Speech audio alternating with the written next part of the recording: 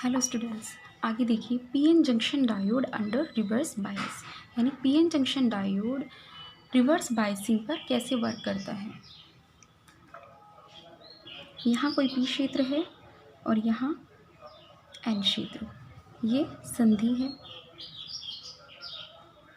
ठीक है, तो जैसे ही पी टाइप सेमीकंडक्टर को बैटरी के निगेटिव सिरे से जोड़ा जाता है,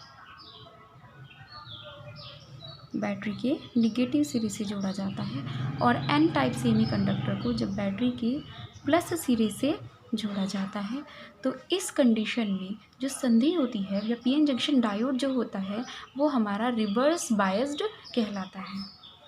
तो पी क्षेत्र में जो कोटर होते हैं, कोटर कैसे होते हैं? धनावेशित होते हैं। तो जायज़ सी बात है, धनावेशित किसकी तरफ भागेगा? निगेटिव की तरफ। तो यानी जो कोटर हैं वो निगेटिव सिरे की तरफ जाने लगते हैं, और एन क्षेत्र में उपस्थित इलेक्ट्रॉन बैटरी के धन सिरे की ओर चलने लगते हैं, यानी दोनों ही चार्ज कैरियर्स संधि से दूर हटने लगते हैं, जिसके कारण ये हमारी अवक्षय परत चौड़ी हो जाती है।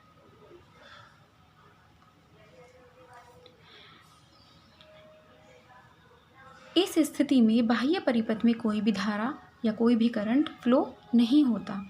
ठीक है, तो इन मेजॉरिटी चार्ज कैरियर्स के कारण कोई करंट फ्लो नहीं होगा, लेकिन पी क्षेत्र में मिनियोरिटी चार्ज कैरियर्स के रूप में कुछ इलेक्ट्रॉन्स होते हैं, और एन क्षेत्र में मिनियोरिटी चार्ज कैरियर्स के रूप में कुछ कोटर भी होते हैं।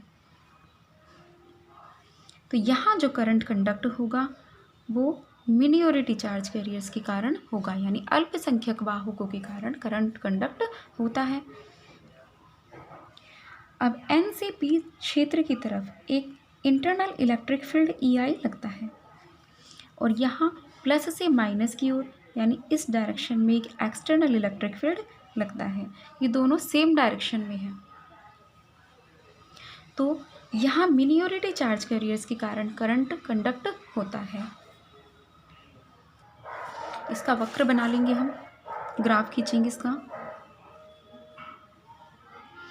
ये हमारी कोई उत्क्रम वोल्टेज V है, और यहाँ उत्क्रम धारा है I, जो कि मिली एम्पियर में ली गई है, और यहाँ विभव V वोल्ट में लिया जाता है। यहाँ 2, 6, 8, 10,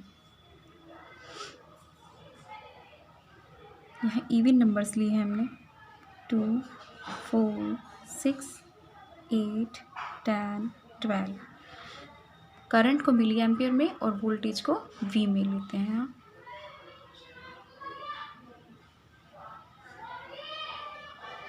यहाँ ग्राफ कुछ ऐसे आएगा, जैसे ही O, A और ये B, यहाँ जैसे ही उत्क्रम वोल्टेज को हम बढ़ाना स्टार्ट करते हैं तो करंट स्टार्टिंग में लगभग स्थायी रहता है, और जैसे ही वोल्टेज को एक निश्चित वोल्टेज से इस निश्चित वोल्टेज तक आगे बढ़ाते हैं तो क्या होता है, उस वोल्टेज पर जंक्शन के समीप बहुत सारे कोवेलेंट बॉन्ड्स टूट जाते हैं, और उनके टूटने से चार्ज कैरियर्स फ्री हो जाते हैं, जिससे धारा का मान एकदम से बहुत तेज़ी से बढ़ जाता है। ऐसी वोल्टेज को हम भंजक वोल्टता कहते हैं,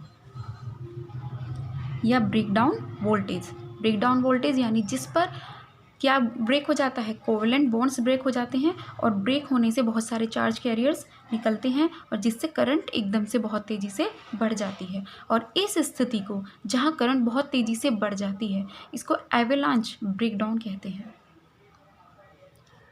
एवेलांच ब्रेकडाउन, भंजन। ठीक है, एवेलांच ब्रेकडाउन कहते हैं।